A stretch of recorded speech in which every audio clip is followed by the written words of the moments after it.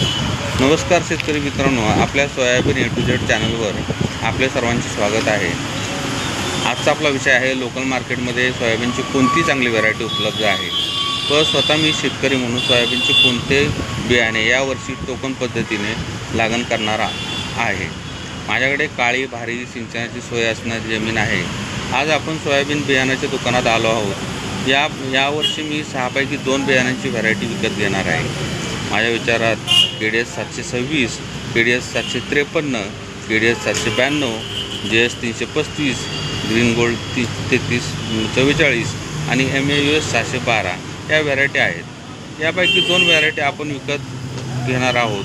आपले शेत 4 एकर किंवा त्यापेक्षा जास्त असेल तर 2 वेगवेगळ्या व्हरायटी अर्ध्या क्षेत्रात लागण करावी असे माझे वैयक्तिक मत आहे।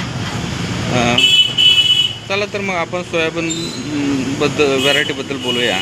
सर्वात प्रथम आपण KDS 726 या वाणाबद्दल या व्हरायटीबद्दल बोलूया। मागील वर्षी मला KDS 726चे एकरी 14 क्विंटल उत्पन्न मिळाले होते। अर्थातच मी शक्य तेवढे जास्तीत जास्त सोयाबीन पिकाचे व्यवस्थापन केले होते आणि निसर्गाची पण साथ मिळाली होती। यंदा 2026मध्ये माझे टार्गेट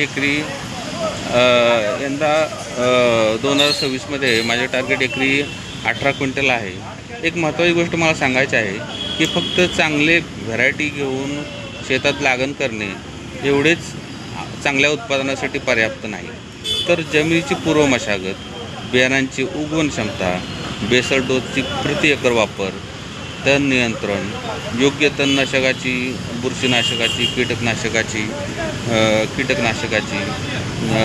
त्याचप्रमाणे मायक्रोन्यूट्रिएंटची, विद्राव्य NPK खतांच्या फवारण्या, त्यानंतर एकरी 1-2 ट्रेलर शेणखताचा वापर, बियाणांची योग्य पद्धतीने रासायनिक जैविक बीज प्रक्रिया, पावसाचे प्रमाण, सिंचनाची सोय, त्याप्रमाणे जमिनीचा प्रत, सर्वात महत्त्वाची गोष्ट म्हणजे पिकास हवामान आणि पावसाची साथ असली पाहिजे। एकूण व्यवस्थापन हे उत्तम असले पाहिजे। या सर्व माहितीसाठी सोयाबीन ए टू झेड चॅनलला सबस्क्राईब करा। व्हिडिओखाली दिलेली बेलघंटी वापरा, म्हणजे तुम्हाला आमचे पुढचे सर्व व्हिडिओ मिळत जातील। लाईक करा, कमेंट करा। अगोदरचे व नंतरचे सर्व व्हिडिओ तुम्हाला पाहायला मिळतील। माहिती महत्त्वाची आहे। अगोदरची व नंतरची सर्व व्हिडिओमधील माहिती महत्त्वाची आहे, तर त्यामुळे व्हिडिओ मध्येच बंद करू नका। चला आपण सोयाबीनची बेस्ट व्हरायटी या मुद्द्यावर बोलू। सर्वात प्रथम आपण सर्व परिचित KDS 726 या वाणाबद्दल माहिती घेऊ। KDS 726 या वाणासाठी मध्यम ते भारी जमीन असावी। हे वाण पश्चिम महाराष्ट्र, नाशिक भागातील भारी जमिनीसाठी विकसित करण्यात आलेले आहे। लागण सरी टोकन पद्धतीने केल्यास उत्तम। या वाणासाठी पाणी सिंचनाची सोय असावी।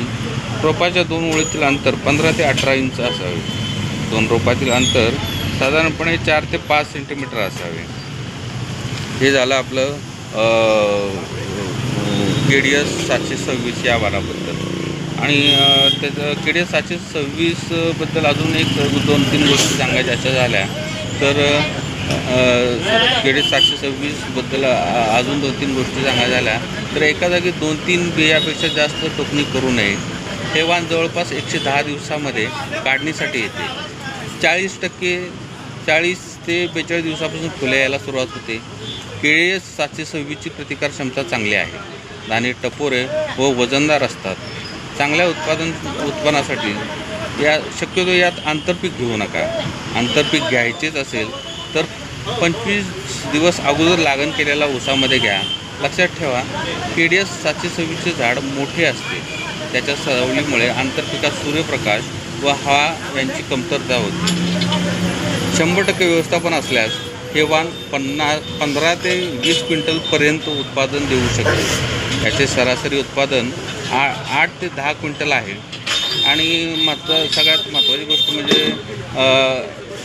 वाढीच्या या प्रक्रियेमध्ये सोयाबीनच्या येलो मोजा, खोडमाशी याच्यावर लक्ष ठेवून त्याचं वेळेवरच प्रबंधन करावं.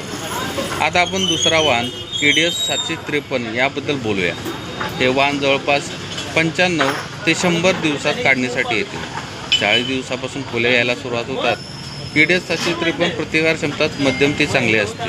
दाणे टपोरे पण KDS 726पेक्षा थोडे लहान असतात. यात शक्यतो आंतरपीक घेऊ नका. आंतरपीक घ्यायचेच असल्यास दर चौथ्या सरीमध्ये तुरीचे आंतरपीक घ्या. 2 रोपातील अंतर 4 ते 5 इंच असावे व 2 ओळीतील अंतर 15 ते 18 इंच असावे. सरी 3 ते 3.5 फूट असेल तर फक्त सरी बेडवरच सरी बेडवर 2 ओळींचीच टोकन करावे. पेरणीसाठी बियाणे 25 किलो प्रति एकर घ्यावे व टोकणीसाठी सरी बेड टोकन पद्धतीसाठी बियाणे 18 ते 20 किलो घ्यावे.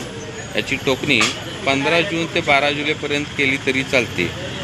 KDS 753 या वाणाला हलकी भारी जमीन चालते. मुरमाड जमिनीमध्ये हे वाण लावू नका अशी माझी तुम्हाला एक विनंती आहे.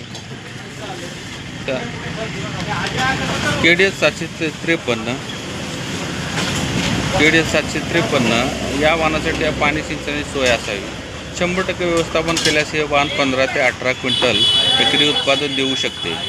याचे सरासरी उत्पादन 8 क्विंटल आहे. येलो मोजा, खोडमाशी, तांबेरा यावर लक्ष ठेवून त्याचा वेळीच प्रतिबंध करावा. त्यानंतर तिसरा वाण आहे JS 335. हा जवळजवळ 30-35 वर्ष जुना वाण आहे, तरीही लोकप्रिय आहे. शेंगा भरपूर येतात, फुटवा चांगला आहे, 100 दिवसात काढणीला येतो. ही व्हरायटी विदर्भासाठी उत्तम आहे. पेरणीसाठी 30 किलो प्रति एकर बियाणे घ्यावे. 35 दिवसात त्याला फुले येतात. हलकी जमीन पण चालते आणि एकरी 8 ते 10 क्विंटल सरासरी मिळते. हे झालं हे आपण JS 335 बद्दल आपली माहिती झाली. आता त्यानंतरचा जो आपला चौथा वाण आहे तो KDS 992. KDS 992. तर KDS 992 हा जो याच्यामध्ये आहे, मला तो तुमच्या समोरच दिसतो आहे. KDS 992 या वाणासाठी काळी भारी जमीन असावी. लागण सरी टोकन पद्धतीने केल्यास उत्तम. पाणी सिंचनाची सोय असावी. हलक्या जमिनीत, जिरायती जमिनीत लावू नये. बियाणे 20 किलो प्रति एकर सरी टोकन पद्धतीमध्ये लागते. 95 ते 100 दिवसात ते वाण येते. सरासरी उत्पन्न 12 क्विंटल प्रति एकर आहे. योग्य नियोजन केल्यास 16 ते 18 एकरमध्ये 16 ते 18 क्विंटल एका एकरमध्ये येऊ शकते. त्यानंतर आपला 5वा वाण आहे, आपण चर्चेला घेणार आहोत, तो ग्रीन गोल्ड 3344. नाशिक नगर भागासाठी उत्तम वाण आहे. काळी भारी जमीन असावी. सरी बेड टोकणीसाठी 20 किलो प्रति एकर बियाणे घ्यावे. रोगप्रतिकारक क्षमता चांगली आहे. पाणी सिंचनाची सोय असावी.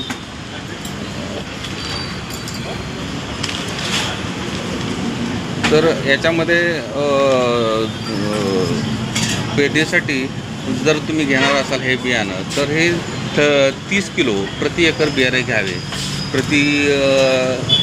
उत्पादन प्रति एकरी सरासरी 10 ते 12 क्विंटल आहे. हे वाण 100 ते 105 दिवसात काढणीसाठी येते. 6वा वाण MAUS 712 हा आपण विचारात घेतो. हा वाण 95 दिवसात काढणीसाठी येतो. फुटाव चांगला आहे. पेरणीसाठी 30 kg प्रति एकर बियाणे घ्यावे. कमी पावसात सुद्धा हा वाण येतो. हा वाण विदर्भ मराठवाड्यासाठी उत्तम आहे.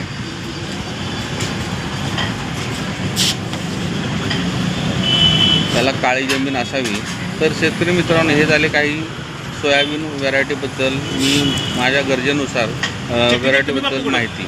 मी माझ्या गरजेनुसार एक शेतकरी म्हणून KDS 753 व KDS 792 ह्या 2 व्हरायटी यावर्षी टोकणार आहे, ते पण सरीबेड पद्धतीने.